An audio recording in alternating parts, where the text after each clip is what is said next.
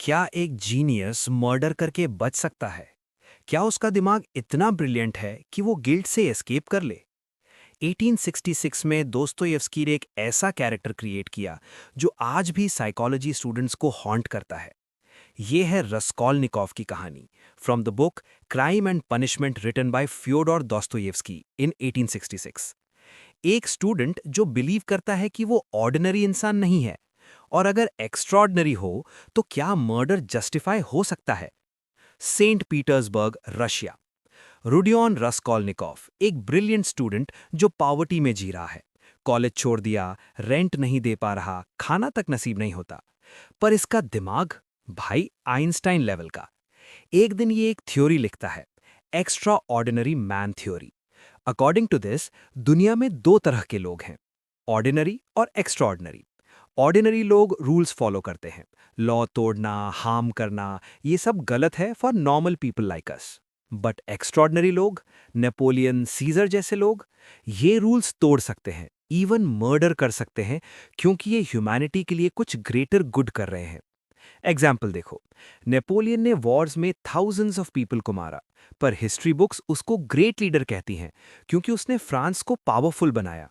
तो रस्कोल्निकोव का twisted logic ये है कि अगर नेपोलियन मर्डर करके हीरो बन सकता है, तो मे बी मैं भी एक्स्ट्रॉर्डनरी हूं। मे बी मैं भी एक बूढ़ी ग्रीडी वुमन को मार के उसका पैसा पुअर स्टूडेंट्स को दे सकता हूं, और ये जस्टिफाइड होगा। ये है dangerous philosophy, ends justifies the means. मतलब अगर रिजल्ट अच्छा है तो प्रोसेस में कुछ भी करो, इवन क्राइम। पर क्या ये सच में जस्टिफाइड है? तो रस्कोल्निकोव सोचता है, मैं कौन हूं, ऑर्डिनरी या एक्स्ट्राऑर्डिनरी? और फिर एक ट्विस्टेड आइडिया उसके माइंड में आता है। एक बूढ़ी पॉन ब्रोकर है, एलियोना इवानोवना, जो रिच, ग्रीडी और क्रूअल है। रस्कोल्निकोव सोचता है, अगर मैं इसको मार दूं, उसका पैसा लेके पुअर स्टूडेंट्स की हेल्प करूं, तो टेक्निकली मैं एक हीरो हूं, राइट? पर ये लॉजिक है या मैडनेस? यही तो दोस्तोयेव्स्की का जीनियस है। देखो, रस्कोल्निकोव स्टूपिड नहीं है, वो जीनियस है। कॉलेज टॉपर था, डीप थिंकर है। पर ये दिखाता है कि इंटेलिजेंस और मोरालिटी सेम नहीं है। वो अपने क्राइम को जस्टिफाई करता है बाय सेइंग, वो बूढ़ी ग्रीडी है, यूजलेस है, मैं एक्स्ट्राऑर्डिनरी हूं, ये ग्रेटर गुड के लिए है। स्मार्ट आर्ग्यूमेंट्स, पर प्योर ईविल को जस्टिफाई कर रहा है। और ये सिर्फ स्टोरी नहीं है। आज भी पावरफुल लोग, पॉलिटिशियंस, सीईओज, क्रिमिनल्स, अपने क्राइम्स को स्मार्ट आर्ग्यूमेंट से जस्टिफाई करते हैं। इंटेलिजेंस डेंजरस वेपन बन सकती है जब मोरालिटी नहीं हो। एक रात रस्कोल्निकोव डिसाइड करता है, कुल्हाड़ी लेकर निकलता है। दिल जोर जोर से धड़क रहा है, हाथ कांप रहे हैं। वो क्राइम सीन प्लान करता है लाइक अ चेस गेम, हर मूव कैलकुलेटेड। पर रियल लाइफ में केओस होता है। वो पॉन ब्रोकर को मार देता है, पर अचानक उसकी बहन आ जाती है। घबराहट में वो उसको भी मार देता है। एक मर्डर से दो मर्डर, प्लान से केओस, जीनियस से राक्षस।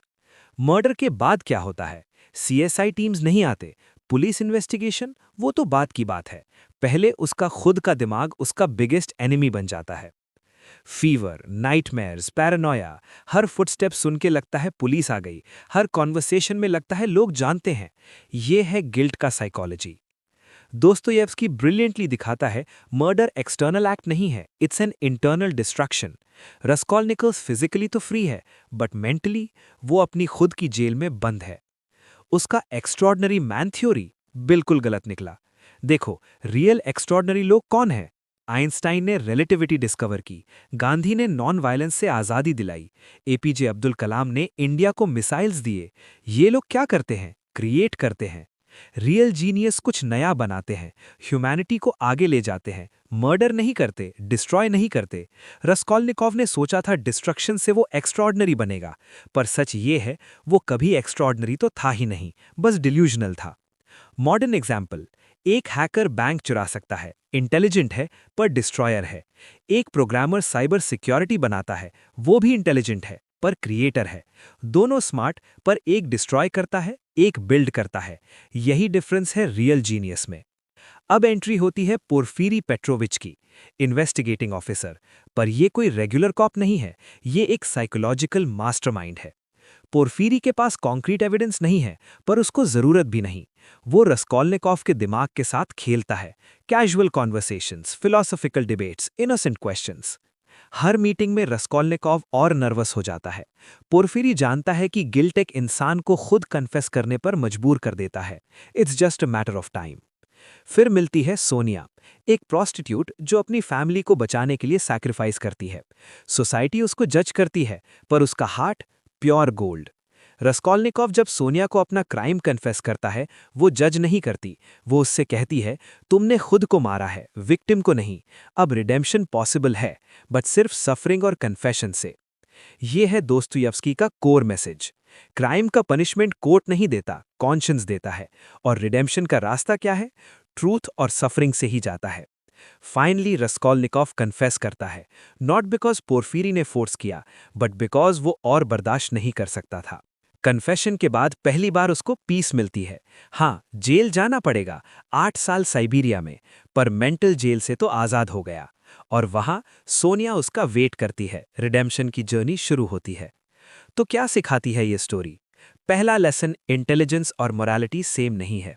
तुम आईक्यू में जीनियस हो सकते हो, पर ईक्यू जीरो। दोस्तोयेव्स्की प्रूव करता है कि एंड्स जस्टिफाइज द मीन्स। ये फिलॉसफी डेंजरस है। तुम किसी भी क्राइम को जस्टिफाई नहीं कर सकते, चाहे कितना भी नोबल रीजन हो। और गिल्ट, वो कोई सुपरस्टिशन नहीं है, वो एवोल्यूशन का रिजल्ट है। हमारा कॉन्शियंस हमारा मॉरल कंपस है। उसको इग्नोर करोगे तो वो तुम्हें डिस्ट्रॉय कर देगा। थर्ड लेसन, रिडेम्पशन पॉसिबल है, पर सिर्फ ऑनेस्टी और सफरिंग से। शॉर्टकट्स नहीं चलते, ट्रूथ फेस करना पड़ता है। 1866 की ये बुक आज भी रेलेवेंट है, क्योंकि साइकोलॉजी चेंज नहीं होता। आज भी लोग जस्टिफाई करते हैं कि मैं स्पेशल हूं, रूल्स मुझ पर अप्लाई नहीं होते। सीईओ स्कैम करते हैं, पॉलिटिशियंस लाए मारते हैं, इन्फ्लुएंसर्स चीट करते हैं, सब अपने आप को एक्स्ट्रॉर्डनरी समझते हैं। और mental health, guilt, anxiety, depression, ये सब दोस्तोयेव्स्की ने 150 साल पहले एक्सप्लोर किया था, without therapy, without psychology degrees, सिर्फ ह्यूमन ऑब्जर्वेशन से। क्राइम एंड पनिशमेंट सिर्फ एक मर्डर मिस्ट्री नहीं है, ये ह्यूमन साइकोलॉजी का डीपेस्ट एक्सप्लोरेशन है। ये दिखाता है कि हमारी बिगेस्ट एनिमी हम खुद हैं। रस्कोल्निकॉव का जर्नी प्रूव करता है, तुम दुनिया को फूल कर सकते हो, पर खुद को नहीं। Your conscience will find you. तो अगली बार जब तुम सोचो कि मैं डिफरेंट हूं, रूल्स मुझ पर अप्लाई नहीं होते, रिमेंबर रस्कोल्निकॉव। जीनियस था, प्लान परफेक्ट था, पर कॉन्शियंस वो सबसे पावरफुल फोर्स है। अगर ये वीडियो पसंद आया तो लाइक करो, शेयर करो, और ऐसे माइंड बेंडिंग फिलॉसफी के लिए फिलोसॉफिक आर्काइव को सब्सक्राइब करो। और नेक्स्ट वीडियो किस टॉपिक पे चाहिए प्लीज कमेंट में बताओ। एक आखिरी सवाल, क्या क्राइम कभी जस्टिफाई हो सकता है?